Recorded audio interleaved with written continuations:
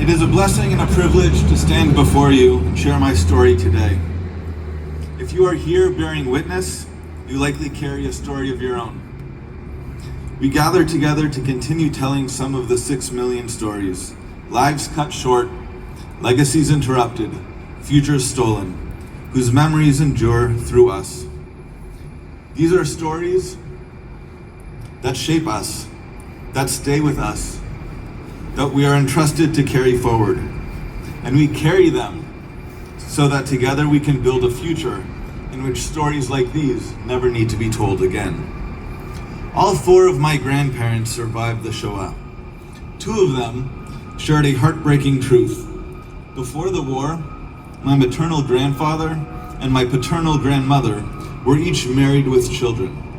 Their first spouses and children were murdered in the Holocaust. Only after the war did they meet their new partners in displaced persons camps. From those fragile new beginnings, my parents were born. From those second chances, my maternal and paternal lines were built.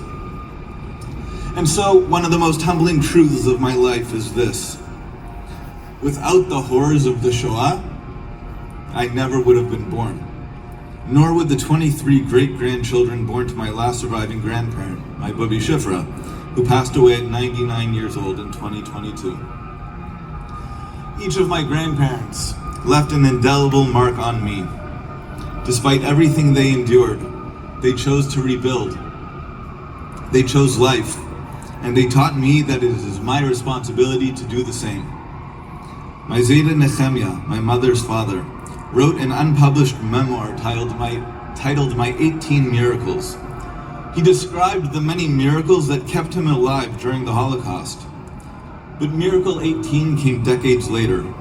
At his 50th wedding anniversary, he looked around the room and saw children and grandchildren filling the space with laughter and life. After losing his first wife and daughter in the Shoah, his second wife, my Bubi, his children, including my mother and his grandchildren, were his final miracle. We were his living answer to the destruction, his everlasting victory over the Nazis. My Savta Mina, my father's mother, rarely spoke about the war until late in her life. With the onset of dementia and the birth of her first great-grandchild, long-buried memories surfaced. Among them was a painful truth that she too had once been married with a child before the Shoah. When I began studying toward rabbinic ordination in Israel, she challenged me. Where was God when my family was murdered? I answered honestly, Savta, I don't know. The next time I visited, though, her memory had shifted. Hearing that I was learning in yeshiva, she said softly, my brother studied in the great yeshiva in Telj. For her, my learning now awakened fragments of a world that had been destroyed. A world of scholarship, faith, and promise. In my studies, she glimpsed the rebuilding of something that had once been taken from her.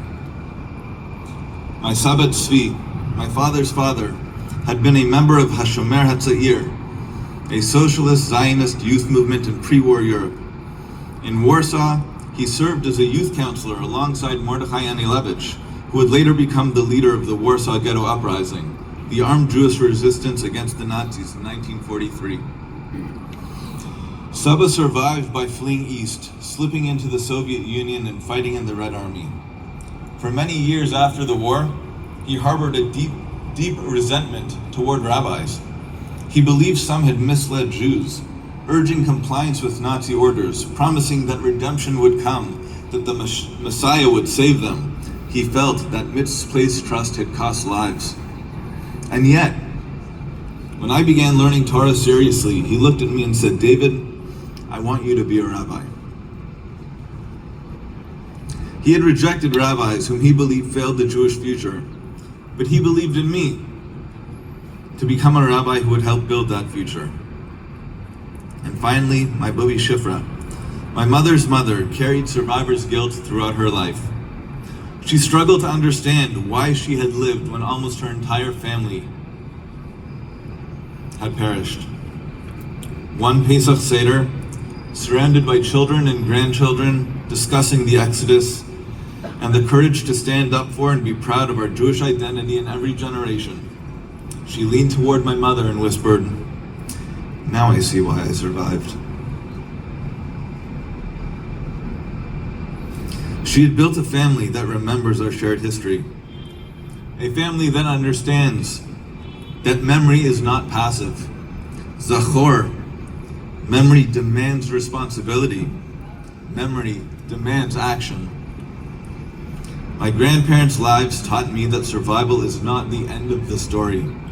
We bear witness, we teach, we rebuild. It is our turn now, L'dor v'dor. I bless you all, and I hope you will bless me back, in the merit of all who have come before us, that we not only continue to survive, but to thrive.